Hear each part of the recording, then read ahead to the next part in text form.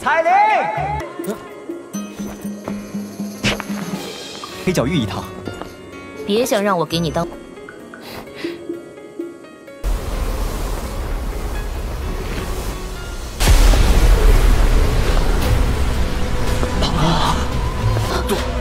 杜宗，这个女人，她怎么会出现在这儿？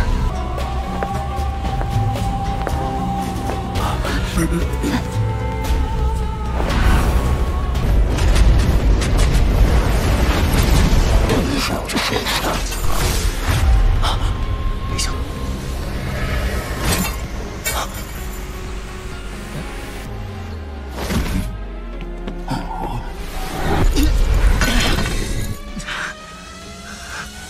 又要救我，又对我这么不客气，这要是这家伙突然出现，韩风这个混蛋现在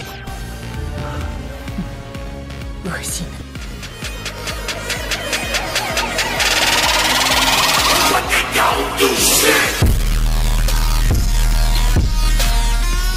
Beberapa tokoh manusia berdiri di gunung di luar kota racun langit pada keesokan paginya. Mata mereka melihat kota besar di bawah kaki mereka saat Xiao Yan menghembuskan nafas udara. Ya, aku sudah menyelesaikan semuanya di dalam sekte. Selain itu, tidak masalah bahkan jika sesuatu benar-benar terjadi setelah aku kembali. Aku bisa mendirikan sekte racun sekali dan secara alami akan dapat melakukannya lagi. Dokter peri kecil berkata dengan cara yang tidak peduli. Dia telah membentuk sekte racun saat itu dengan pengecut. Jika dia benar-benar membicarakannya, upaya yang dia lakukan secara alami tidak seperti apa yang dilakukan Xiao Yan untuk Yan Alliance. Xiao Yan tidak mengatakan apa-apa lagi setelah melihat ini. Matanya memandang ke arah Medusa dan dia berbicara dengan suara yang dalam, "Aku akan meninggalkan Yan Alliance untukmu. Sister Cailin, jagalah. Tunggu aku untuk kembali dan mengunjungimu lagi." Xian melambaikan tangan kecilnya ke arah Medusa. Setelah itu, sosok indahnya juga naik ke udara dan mengejar Xiao Yan, yang berada di depannya. Mata dokter peri kecil melirik Medusa. Dia akan naik ke udara ketika yang terakhir tiba-tiba berkata, "Lindungi dia dengan benar." Dokter peri kecil terkejut. Dia melihat jejak di mata dingin-dingin Medusa. Wajah cantiknya menjadi lebih hangat saat dia segera menjawab dengan lembut, "Dia adalah satu-satunya temanku. Tenang, bahkan jika aku mati, aku akan melakukannya sebelum dia. Terima kasih. Jika aku dapat kembali kali ini dan mengendalikan tubuh racun yang menyedihkan, aku mungkin bisa mengobrol dengan kamu." Dokter peri kecil berkata sambil tertawa. Sosoknya yang cantik bergerak segera dan bergegas ke udara. Akhirnya, dia melangkah dengan lembut di udara kosong sebelum berubah menjadi sinar cahaya yang dengan cepat menghilang ke cakrawala. Dokter peri kecil, di sisi lain, telah mencapai kelas Douzong dan tidak lagi perlu menggunakan sayap Douqi untuk bepergian. Yang ia butuhkan hanyalah sebuah pemikiran dan ia akan mampu mengarahkan energi di dunia luar sesuka hatinya. Terbang dengan cara ini tidak hanya cepat tetapi juga sedikit kelelahan Douqi. Keletihan kecil ini pada dasarnya tidak signifikan untuk seorang elit Douzong. Di tengah perjalanan yang tampaknya tanpa akhir ini, Xiao Yan Trio melewati beberapa gunung yang dipenuhi dengan energi.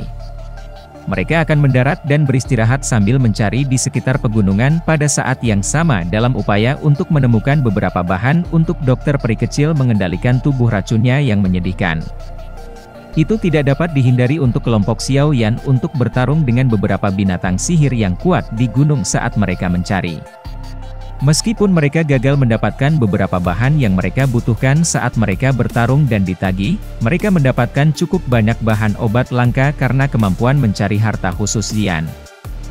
Xiao Yan memimpin dokter peri kecil dan Xian saat mereka terbang di ketinggian rendah di sepanjang rute dari ingatannya. Ketika mereka melewati beberapa kota, Black Corner Region, di sepanjang jalan, mereka akan mendarat dan melewati mereka dengan berjalan kaki. Mereka akan berhenti sejenak di beberapa rumah lelang dan toko obat sambil menyeberangi kota-kota dalam upaya untuk mencari bahan-bahan yang mereka butuhkan. Kecepatan kelompok Xiao Yan secara alami lebih lambat karena ini. Namun, mereka juga menghindari banyak masalah. Xiao Yan mencoba untuk menanyakan tentang beberapa berita tentang Xiao Gate di sepanjang jalan, tapi mungkin karena ini adalah wilayah terluar dari Black Corner Region. Tidak ada berita rinci tentang mereka meskipun banyak orang telah mendengar tentang faksi baru ini yang tiba-tiba meningkat dalam beberapa tahun terakhir. Oleh karena itu, Xiao Yan merasa tidak berdaya. Namun demikian, ia dapat mengatakan bahwa Xiao Gate tidak menemui terlalu banyak masalah dari berita yang dia peroleh. Ini menyebabkan dia menghela nafas lega. Karena dia telah mengetahui bahwa Xiao Gate baik-baik saja, Xiao Yan tidak terburu-buru ke sana. Dikabarkan bahwa para tetua emas perak cukup sopan ketika bertemu dengan pemimpin sekte ini, yang tetap rendah hati. Dari ini, orang bisa mengatakan bahwa kekuatan orang ini pasti luar biasa. Black Corner Region, dipenuhi dengan berbagai harimau dan naga tersembunyi. Kata-kata ini memang benar. Peringkat hitam ini memang memiliki beberapa kualitas, tetapi tidak mencakup semua orang. Para ahli sejati di wilayah yang kacau ini kebanyakan memilih untuk menyembunyikan. Xiao Yan merenung sejenak ketika dia mendengar bahwa Black Emperor Sekte hendak mengadakan lelang skala besar. Setelah itu, dia memilih untuk pergi ke Black Emperor City. Dia memiliki banyak minat untuk lelang skala besar semacam itu. Jika dia beruntung, dia mungkin bisa mendapatkan berita tentang fragmen peta terakhir ketika dia ada di sana. Bahkan jika dia tidak dapat memperoleh berita tentang peta, lelang skala besar semacam itu akan berakhir mengumpulkan para ahli dari semua tempat. Tempat itu pasti sangat kaya dengan informasi. Siapa yang ingin berkomitmen untuk pelatihan membosankan seperti itu? Pelatihan terbaik adalah memberi kamu bahan-bahan obat yang aku temukan. Xian dengan marah menjawab. Dia telah menemukan cukup banyak bahan obat langka selama setengah tahun ini. Pada akhirnya, mereka semua telah ditangkap oleh orang yang menjijikkan ini. Selain itu, dia bahkan dengan halus mengatakan bahwa itu seseorang harus memanfaatkan hal-hal yang terbaik. Xiao Yan mengangkat bahunya. Dia baru saja akan berbicara ketika langkahnya tiba-tiba berhenti. Mata hitam gelapnya menyipit saat dia melirik hutan gunung yang jauh. Apa itu? Xian bertanya dengan ragu sambil mengedipkan mata besarnya ketika dia melihat Xiao Yan berhenti. Ada seseorang di depan yang menuju ke tempat ini. Tampaknya mereka melarikan diri. Dokter peri kecil itu dengan santai menyebutkannya. Dia melihat Xiao Yan ketika dia berbicara. Dia sepertinya menunggu keputusannya. Tidak perlu terlibat. Kami akan terus berjalan sendiri. Xiao Yan tersenyum samar. Setiap hari, pembunuhan dendam akan bermain di dalam wilayah Black Corner ini. Dia tidak memiliki minat untuk pergi dan menyelamatkan mereka semua. Dua sosok yang usang muncul di tepi jalan kecil di dalam hutan gunung dengan cara yang menyedihkan sementara tiga kelompok pria Xiao Yan sedang berbicara. Banyak sosok hitam muncul tidak jauh di belakang mereka. Niat membunuh yang padat ditularkan meskipun mereka berjauhan. Xiao Yan akhirnya melihat dua sosok itu saat mereka melarikan diri dengan lebih intens. Mereka satu pria dan satu wanita.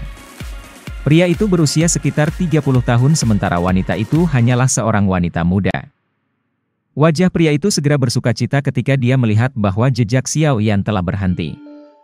Namun, mata orang-orang berpakaian hitam di sekitarnya menjadi gelap dan dingin.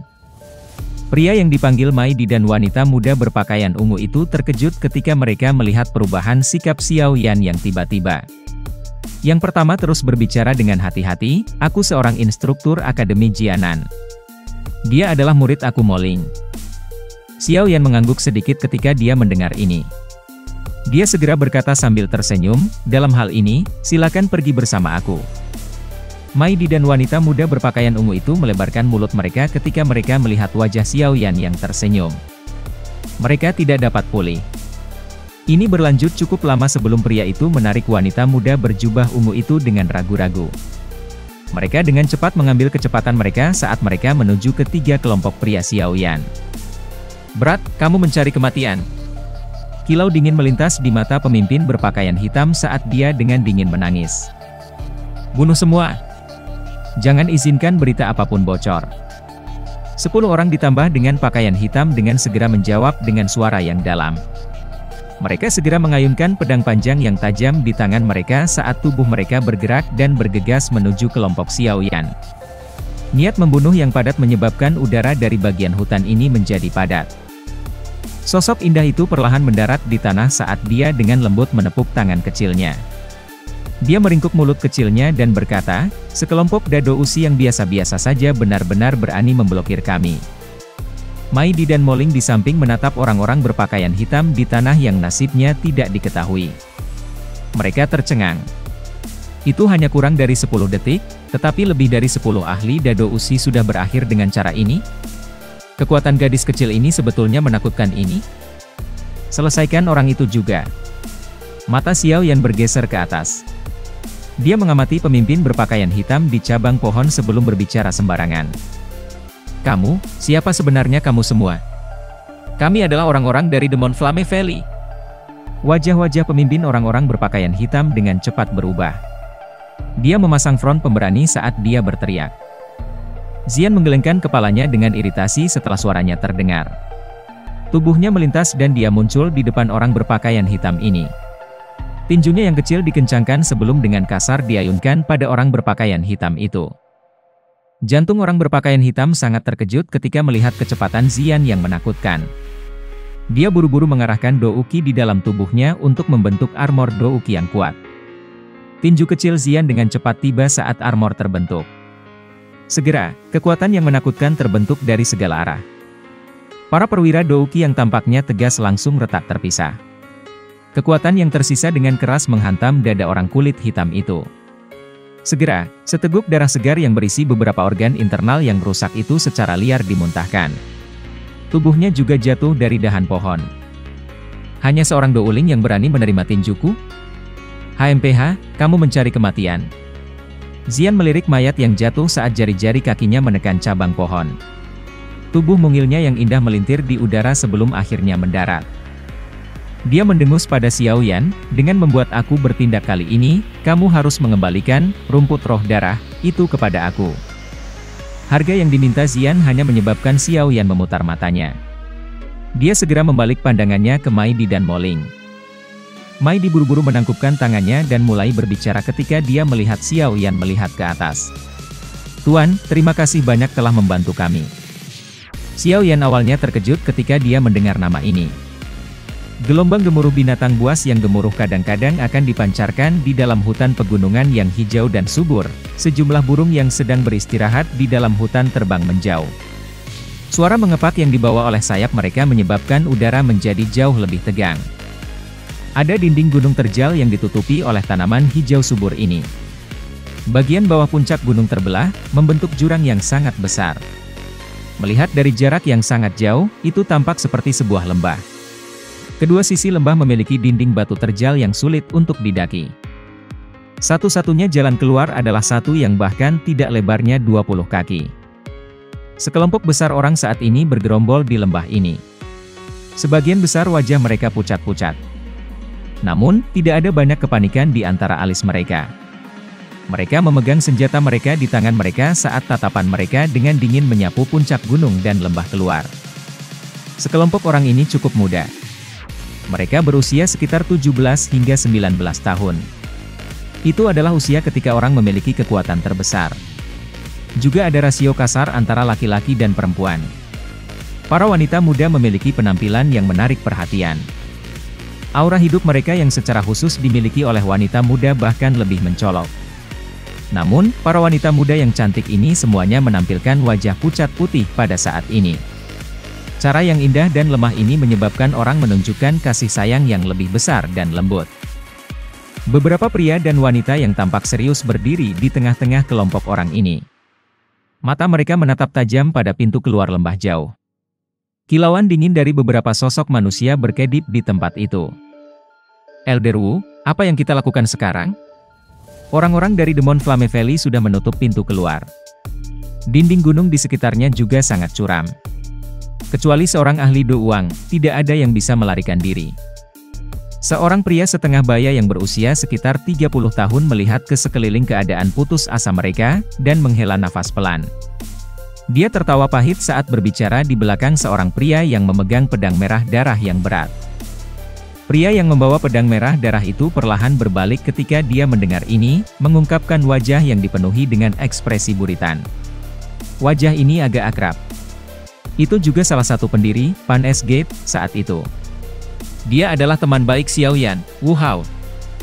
Wu Hao saat ini tidak diragukan lagi tampak jauh lebih dewasa dibandingkan 2 tahun lalu. Aura berdarah yang menyebabkan hati seseorang merasakan dingin juga menjadi lebih redup. Tentu saja, ini tidak berarti bahwa itu lebih lemah. Sebaliknya, arusnya secara bertahap telah menarik aura berdarah itu ke dalam tubuhnya. Jika dikatakan bahwa dirinya sebelumnya adalah pedang crimson berdarah yang mengungkapkan semua duri, saat ini dia adalah pedang dengan ujung yang ditutupi oleh sarung. Iya nih. Xiao Yu dengan erat menggigit bibir merah bawahnya. Dia mengencangkan tangannya yang halus, bersilih memahami bahwa kelompok Wu Hao akan mempertaruhkan hidup mereka untuk menghalangi pihak lain. Kedua ahli doang segera tertawa dingin saat melihat aksi kelompok Wu Hao. Membunuh. Mata merah darah Wu Hao terfokus pada gelombang manusia berpakaian hitam yang melonjak. Dia memancarkan raungan marah saat pedang beratnya dengan kasar diretas. Para siswa dari Akademi Jianan bentrok dengan kelompok berpakaian hitam. Sharp Douki melonjak saat kedua belah pihak terbunuh sampai mata mereka memerah. Meskipun kelompok sebelumnya tidak memiliki banyak pengalaman tempur sebagai kelompok yang terakhir, mereka lebih unggul dalam memiliki pondasi yang lebih kuat. Dentang. Percikan disertai dengan suara-suara logam yang bertabrakan saat riak energi meledak. Wu Hao dan dua ahli doang buru-buru mundur selangkah. Jejak darah muncul di mulut pembentuknya. Auranya itu bahkan lebih ganas. Di sisi lain, dua ahli doang hanya menggosok tangan mereka yang agak mati rasa. Mereka menatap Wu Hao yang bermata merah dan merajut alis mereka. Di dalam hati mereka, mereka diam-diam mengutuk ini memang seseorang yang tidak menginginkan hidupnya.